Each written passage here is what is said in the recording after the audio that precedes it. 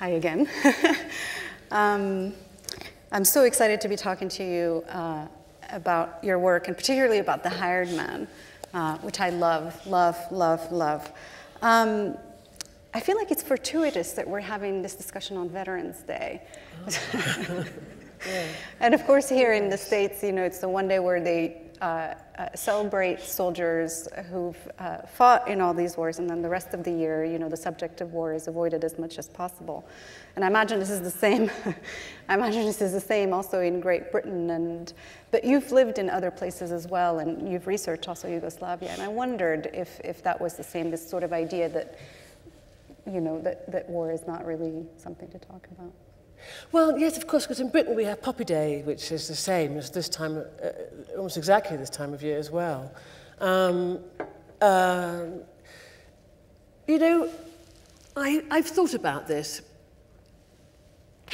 I think war is so hard to imagine that unless you've lived through it, you can't imagine it. And so that is the big difference between those who have in some way endured a war and also in those who have fought in a war and those who have not. So what happens is that the rest of us maintain a kind of a silence. I would really notice that, you know, talking to my friends from the former Yugoslavia, we would stop talking if a British person came in. It was almost like we were holding a secret. Mm-hmm. And men who fought in war, you know, very famously don't talk about what happened to them. Those of you who are old enough to remember the Second World War, you know, those men didn't come back and talk about their experiences. So there's always a silence around war anyway. And then I guess you add to it what governments have to do in order to make young men fight wars.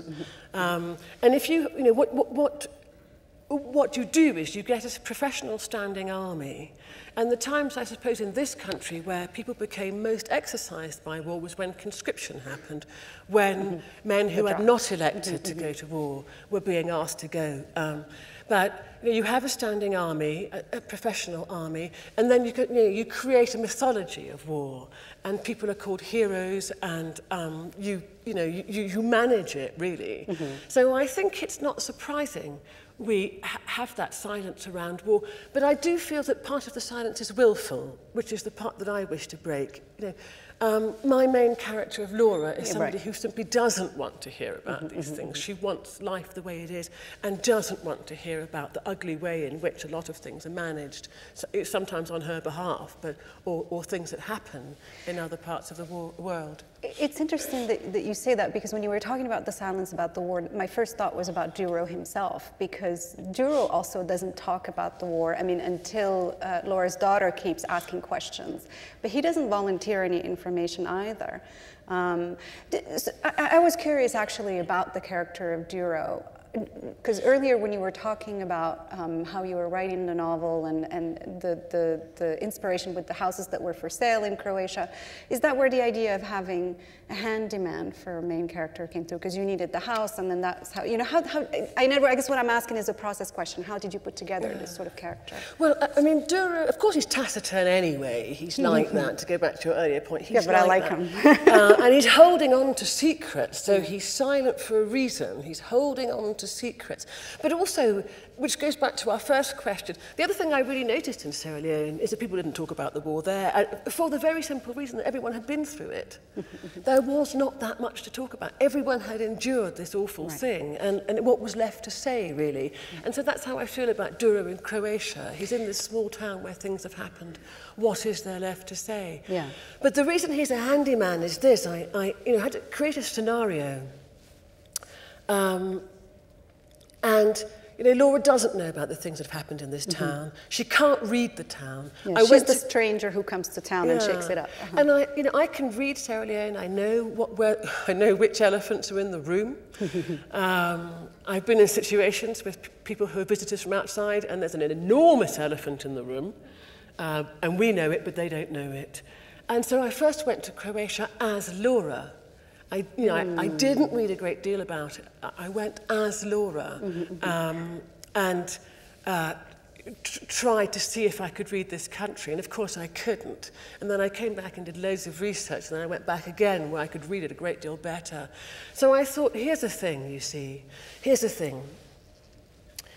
In Sierra Leone, when the fighters were being decommissioned, the rebel fighters were being decommissioned, they were given a choice of occupations that they could train in. One was carpentry, I think plumbing was another one, or they could get a driving license. And an awful lot of these guys learnt to drive because it was just felt so much easier and probably cooler to become a taxi driver. So you know where I'm going with this, don't you? Right? So at the end of the war in Sierra Leone, in Freetown, if you hailed a taxi from the road as a visitor, the chances that you were hailing a taxi driven by somebody who had probably done some pretty dreadful things in the war was quite high, and this person would conduct you to the town, to your destination, without you ever knowing. So I thought, who would you open your door to in a town where you didn't know anybody, right? You'd open your door to the plumber, the carpenter, you know, the man who's going to fix the roof. That's who you would trust to open your door to. So that's how Duro gets access to the house and into Laura's life. She's a fascinating character. About her, Duro says, I should mention that she'd greeted me in English, and now we spoke in English. My English is imperfect. It had been a long time. I wondered what kind of assurance she possessed to speak to a stranger in a foreign land in her own tongue and expect to be understood. Clearly, she enjoyed the luck of the innocent. And also with the portion that you read earlier with Adrian, also there's a bit of that. So there's a little bit of sly criticism at these British characters that show up in Croatia and expect that other people... Yeah, well, if you come from a country, as I do, to Scotland and Sierra Leone, that appear to matter not at all to anybody. I mean, Sierra Leone has absolutely no sort of economic or geopolitical significance whatsoever. So, you know, it's always quite fascinating how people from small nations relate to people from more powerful countries, or certainly in the case of Britain, countries that have been very powerful, and certainly Britain punches above its weight on the global stage, and that kind of filters all the way down really to how people behave in everyday interaction with people in other countries, and you know it's sort of rather a trait, but you know Laura is somebody who doesn't have a great deal of imagination, and she's somebody you know, she can't live outside herself. You know those people? They can't imagine being somebody else. So when she meets, so this is the constraints with which Laura lives, and her sort of slightly willful ignorance around the place that she finds herself. But she can't imagine what it's like to be anybody else, and so it just doesn't occur to her to do anything but use the language that she knows and assume or hope that they will respond. Well, fortunately for her, you have that empathy, and you've created this character that for all her faults, we still have a lot of sympathy for. I had another question, too, about sort of a structural question about the book, because in the section, for example, that you read just now, where Duro is remembering what happened in the past, it's set in the present, but the house renovation, the sort of thing that happens in the now, that's written mostly in the past. Why the past in the present and the present in the past? Well, I inverted them, so I used the present tense for memories. I learnt a lot when I was writing The Memory of Love about the nature of trauma and flashbacks, and how people who are suffering very badly from post-traumatic stress disorder feel the flashbacks so immediately. And I was trying to find a way. I mean, Duro does not have PTSD, but he is dealing with uncomfortable memories that Laura and her family are igniting in him. And so I wanted to find a way to, you know, on paper, evoke that feeling of the suddenness of a memory rushing in, like it does when you have a troubling memory that you're trying to suppress. No, it worked beautifully. I didn't even realize this was going on until halfway through the book, and I thought, oh my God, genius. And so can you talk also a little bit about the research that you did? Did you research everything first and then sat down to write it, or was there a lot Mainly I do all my research first. A lot of that reason is because I found out more about my characters when I researched them, you see. So I walked their walk and I lived their lives. Kai was a surgeon. I spent quite a lot of time in the operating theatre. Adrian was a psychologist. I spent quite a lot of time in a mental institution. I haven't found a way of saying that without making it sound... I'm making it sound worrying. But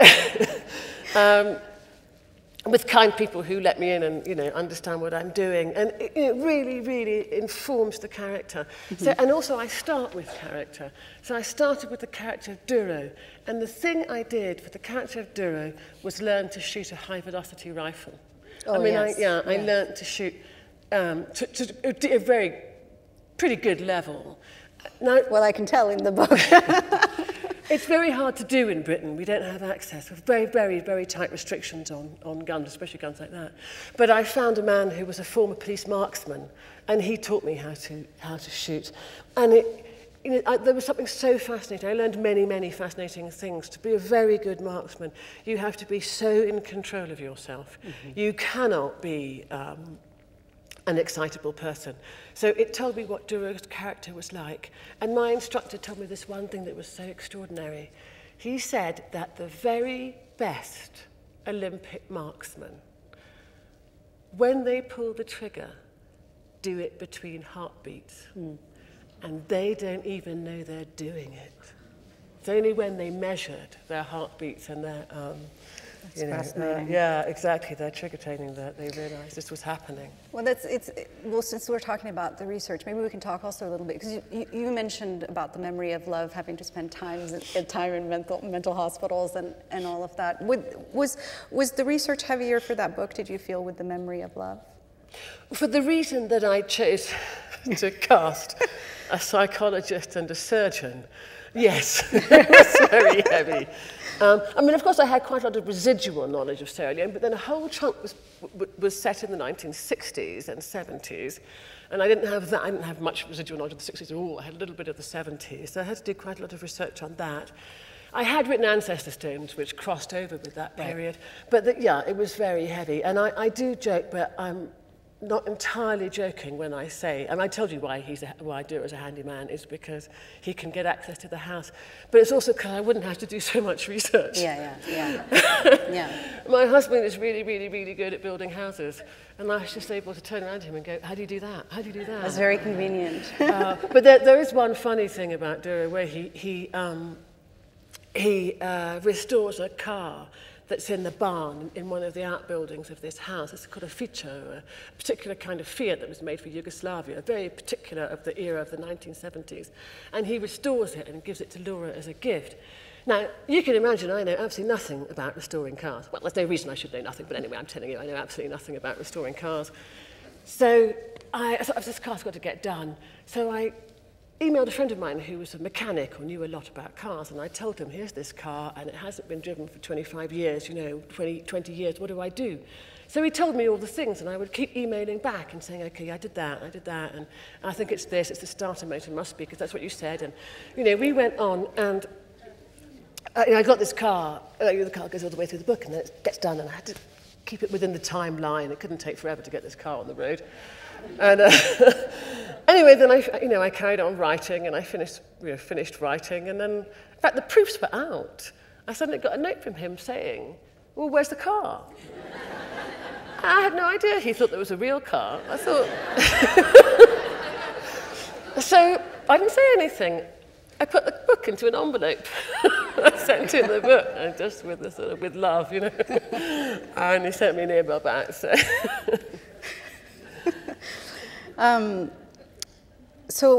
I had another question also about memory of love, since we've mentioned it. With Elias Cole, who's a lecturer in history, which is a great choice. I mentioned earlier that he feels the need to tell the story because of what he did not do. Now, what do you think was behind that? What do you think was behind the inaction? Do you think, because one of the things that I thought was really interesting in that book is that there's the character of Sophia, the love interest, and so he has at least that motive of having Julius out of the way, but there is also the fear of repercussions for himself. Why do you think he does the things that he does? Is it fear? Is it love? Is it cowardliness?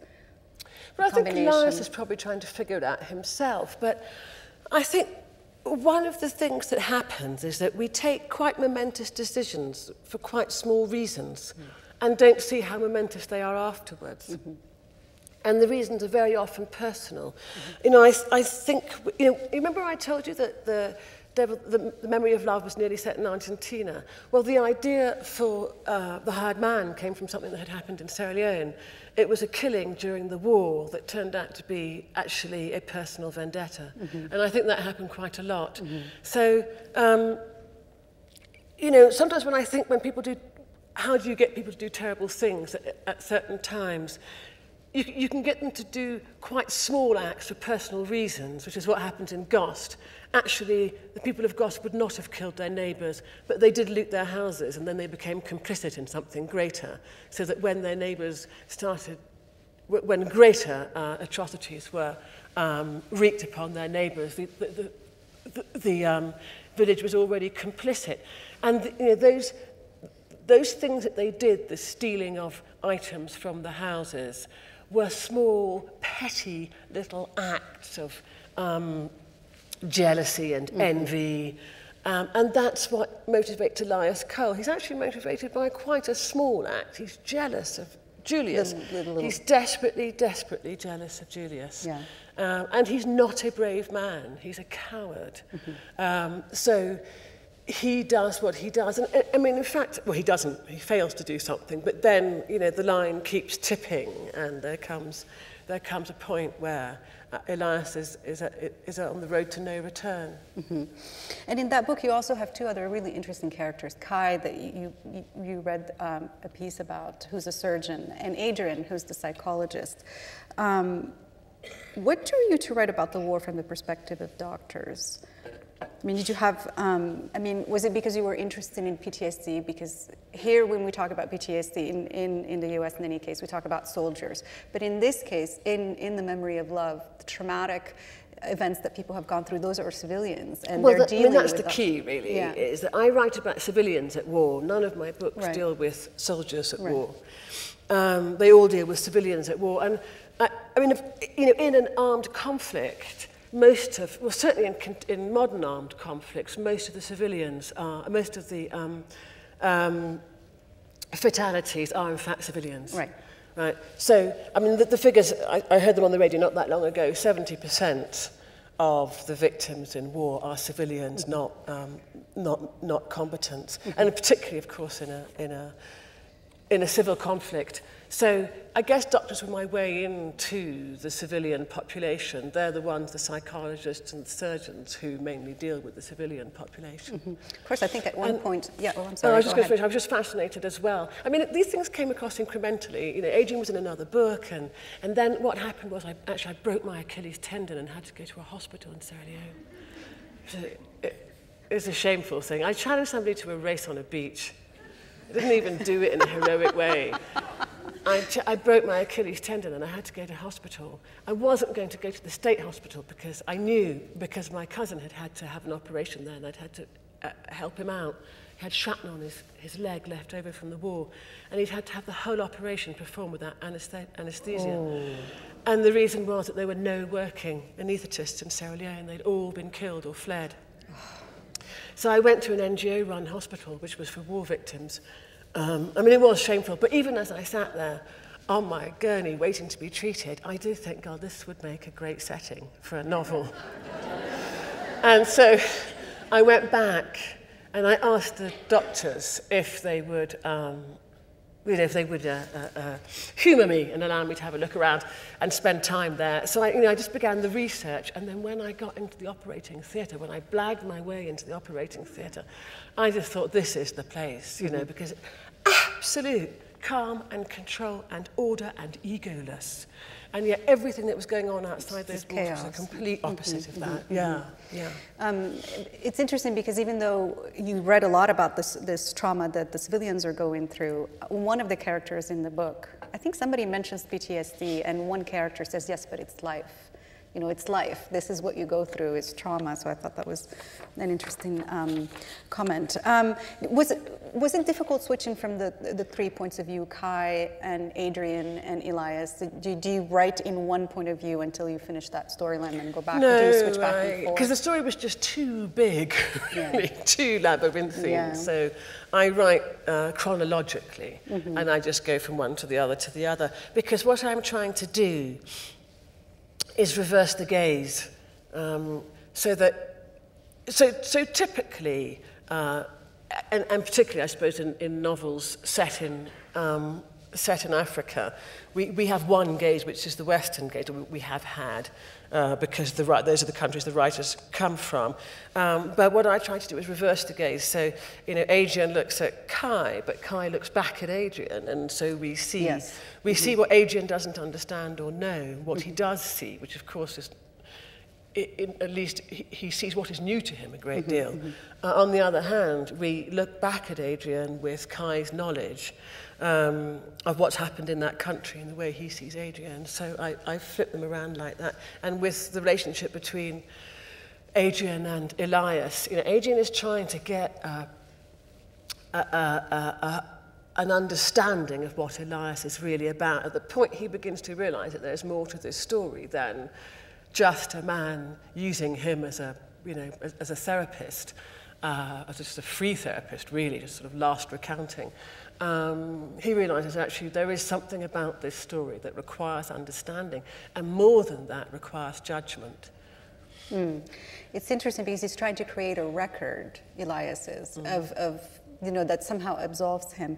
And this idea of leaving behind records, I think, is really relevant also in Ancestor Stones, because you write from the perspectives of 4 different women, but you really honored a tradition of oral storytelling in Ancestor Stones. Is that something that is very important to you? I wouldn't say that it is very important to me, but it's just the fact of the way it is. Or Most it was. of, yeah. You know, I mean, interestingly, sort of still is in some ways, because Sierra Leone's literacy levels are extremely low. Before the war, they were only at 10% of functional literacy, meaning you could read a novel, a newspaper, not just a road sign. So, you know, actually, a lot of people relate things. Orally. A lot of information is given orally. And one of the things I discovered, which is actually rather charming, is the way that my books are read a lot in Sierra Leone is through oral storytelling. It's sort of gone written. So somebody gets the book, a literate person gets the book, and they hold far-side readings every night and read a chapter, and people come and listen to the stories. That's wonderful. Yeah, you may come in at chapter 5, you listen to it all the way around again. It's very charming. But, so, you know, the Ancestor Stones is not the story of my family. Popularly it's supposed to be, but isn't. Those women don't exist. I was going to ask you about that. About the assumptions around it, yeah. But I did get the story of my family from my eldest aunt. And the way she told that story, she absolutely began with the words, "Your great-grandfather, Parmolai, was a warrior at the time of the Gabanka Wars." And this story just unspooled. And she was the last person in my family who could do that. Then come the literate generation. Actually, there's a very sad moment where literacy doesn't really take over, but the oral is lost. And there's a kind of gap where the stories get lost. And then they move, at least in my family, more into, people become more and more literate. So I guess this might lead me into the next question. I remember that when Ancestor Stones was published, a number of people thought that it was. Assumed. Like, why? It was very frustrating. Everyone thought it was my life. So, I mean, just because I came from Sierra Leone, and I thought, well, lots of people come from lots of countries and set stories in those countries. It doesn't mean that that's... And actually, my family took it awfully well, because some things weren't that flattering. Everyone was going around thinking it was them. But, you know, I had a journalist in my house looking for 2 children that did not exist. She said, "When are the children back?" I said, "What children?" She said, "Do you have 2 children?" I said, "I don't." She thought my husband was from Portugal. He's not. Then, of course, what happens is, I do have a plantation in Sierra Leone. I do have a plantation in Sierra Leone. But I did lots of research on agriculture, and I helped my family village with charitable projects or social entrepreneurship.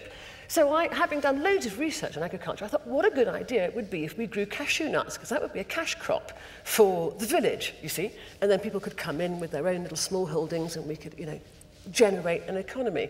So I started this social entrepreneur project, and I named it after the, I should have seen this coming, I named it after the fictional one in Ancestor Stones. I called it Khalifa Estates, because it was a sort of, and of course, this was life imitating art, not the other way around, but it is dutifully reported in every newspaper that I inherited a plantation in Sierra Leone. I wish. Yeah. Well, thank you so much for this. This was really lovely. Thank you. Thank you very much indeed.